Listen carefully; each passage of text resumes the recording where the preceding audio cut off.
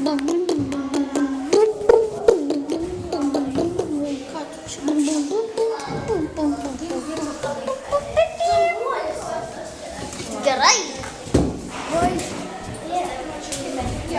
Ką nenori būti lietuviai? Kodėl? Ką nenori būti žinomas? Kodėl visiems nepatinka, kai filmuoji? Įdomu, kodėl?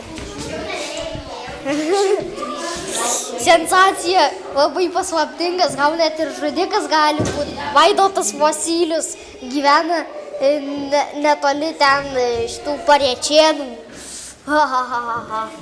Ir Irmantas Pikūnas prie Obelnykų. Obelnykuose ar kažkur ten, nežinau. Arnas Krušna, nežinau, kur gyvena. Damas tai absoliučiai nežinau.